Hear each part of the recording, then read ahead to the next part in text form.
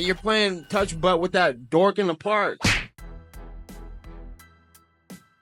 UFC flyweight contender MANEL has fired back at CARA, France. Capet made his return to the octagon at UFC Tampa over the weekend, marking his first fight since a loss to Muhammad Mokaev in July. Facing the surging Bruno Silva, who entered the bout on a 4-fight winning streak, Capet delivered a dominant performance. The Brazilian was handed a third-round knockout loss, ending his impressive streak. Following the win, Capet called for a title shot against Alexandre Pantoja. However, he also didn't hold back on his thoughts about fellow contender CARA France. In an expletive-laden post-fight interview, Capet criticized CARA and his teammate Israel Adesanya. Earlier this week, CARA France responded in an interview with Ariel Helwani. During the interview, CARA France downplayed the possibility of fighting Capet, describing him as just talk, a lot of bark, no bite. Instead, his focus remains on securing a rematch with Alexandre Pantoja. After his win at UFC 310 earlier this month, Pantoja suggested that CARA France could be his next title challenger. Capet quickly responded to CARA France's remarks. In a blunt post, the hard-hitting flyweight didn't mince words, saying CARA France wouldn't stand a chance if they crossed paths without cameras around. If there were no cameras, you would be unconscious until now. Deep down, you know that, "You're my bitch, your ass belongs to me. I'll beat you till you love me, faggot," Capet wrote on X. Based on these heated exchanges, their feud shows no signs of cooling down. That said, the chances of the two meeting in the octagon next seem slim. Pantoja has already indicated CARA France as his likely next challenger, aiming to face a fresh opponent after dominating much of the division. While Pantoja hasn't fought CARA France professionally, he did defeat him during the Ultimate Fighter 24. As for Cap, the future looks bright for the 31-year-old.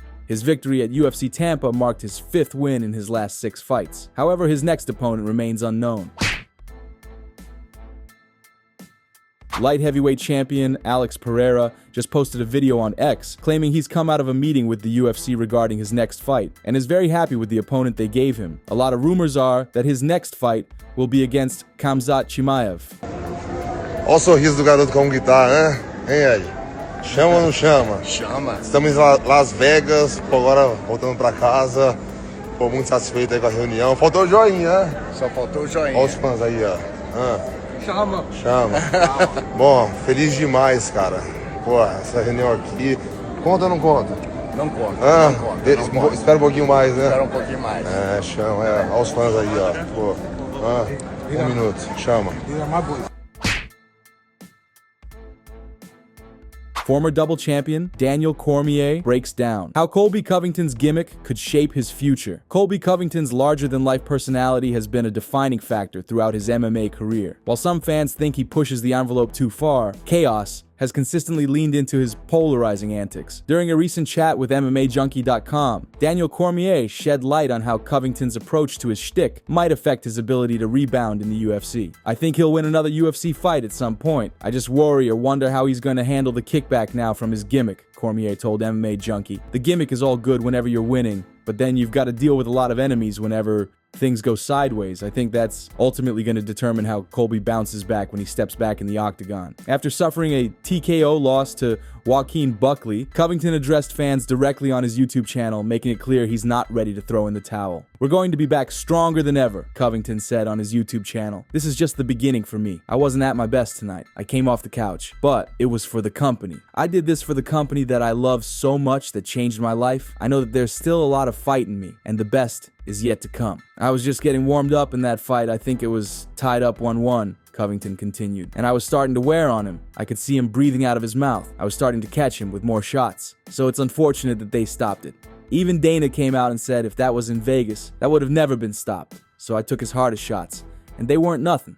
They didn't faze me at all. I was walking right down. So we'll come back stronger." As Covington plans his next steps, 2025 could bring new challenges and opportunities for the outspoken fighter. For now, his priority will be recovering from the damage sustained against Buckley in the final chapter of 2024.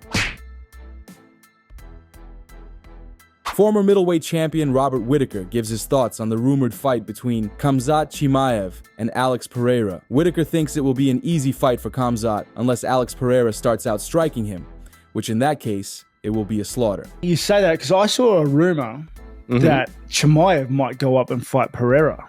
Imagine that. Imagine that. This would truly be Alex's proper wrestling test. Who wins? Chimaev, easily. Not easily. Chimaev, though. I don't think I don't know, unless like the heavyweight strength changes. There's a dynamic that Chimaev can't take. Chimaev's will get the takedown, and then he's good at what he does. He plays into his strength. But let's say hypothetically, Chimaev slows down, gasses a little bit. Yeah. Pereira won't. He can strike asleep, dead tired. Dude's been doing it his whole life. He'll kill Chimaev in the stand-up. It won't be like that Usman-Chimaev fight where Usman was kind of outboxing him a little bit at that period when Chimaev got tired. Yeah. It'll be a slaughter. But it'll be like what we saw.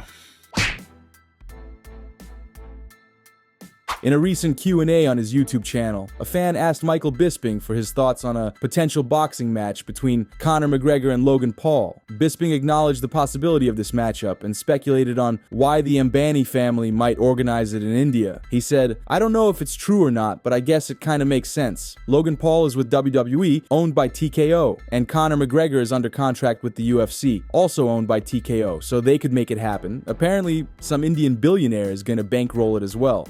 He's like the 9th richest person on planet Earth. I was like, why are they doing it in India? That doesn't make sense. Then, when I looked into this Ambani guy, Mukesh Ambani or something, yeah, he's like the 9th richest person.